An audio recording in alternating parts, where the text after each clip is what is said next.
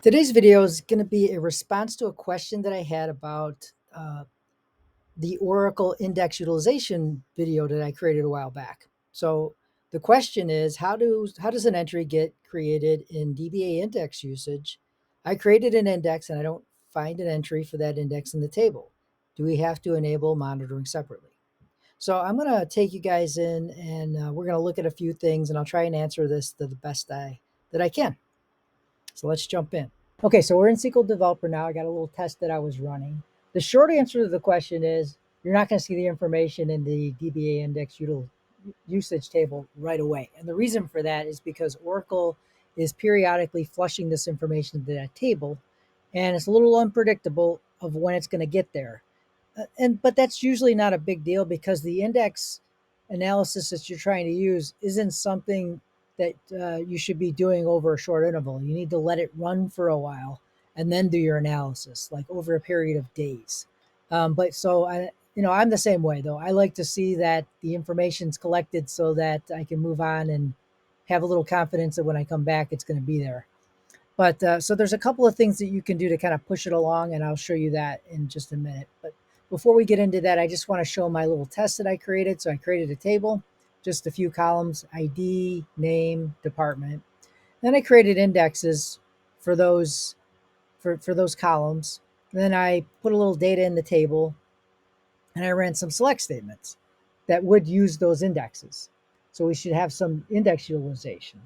And then here's a query that goes to the DBA index usage table and shows you the utilization of those indexes. Now, like I said, I didn't see the information in here right away when I first created the indexes and ran the queries. And what you can do to kind of see what the settings are on your instance here to see if index stats are being enabled, what you want to see, that's one. And then index stats collection type is going to be either sampled or it's going to be all. Right now, I've got it set to all because I went in and made a modification so that it would flush it a little quicker so that we'd have the information here. So the default is actually sampled, which means that it's only going to pull some index utilization and push it into that table.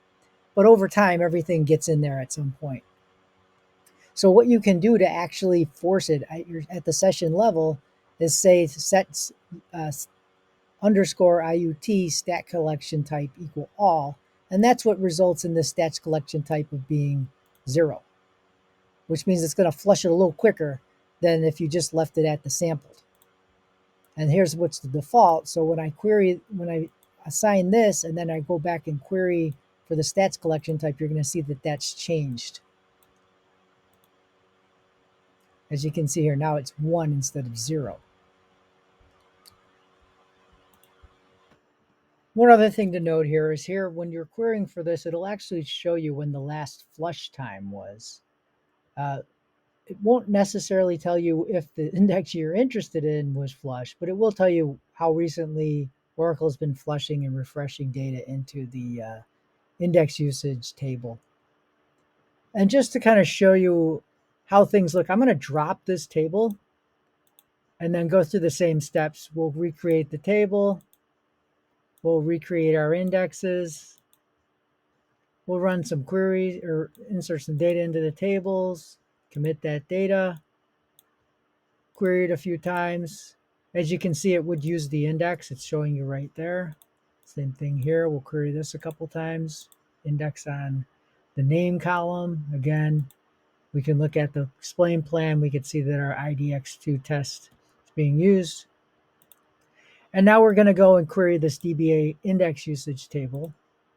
And you'll see there's nothing in here. And this is the reason why the question came in, is because you would kind of expect something to be in there right away, but just because it's more of an efficiency thing from the perspective of Oracle, they don't want to be continually flushing this information, and it could cause performance problems within the database engine. That'll do it for this video. I appreciate the question. I appreciate you guys watching. If you didn't happen to follow along that too well, you might want to take a look at the actual video that the question came from. And I'll link that in the description below so you guys have that, as well as so I'll dump the commands that I ran in the description of the video so you guys can play around with the same commands that I was running. So I hope you guys got something out of it. Please like the video if you did. Consider subscribing to the channel. Leave your questions and comments below, and please share the channel with people you think that might get something out of it. Talk to you later, guys. Bye.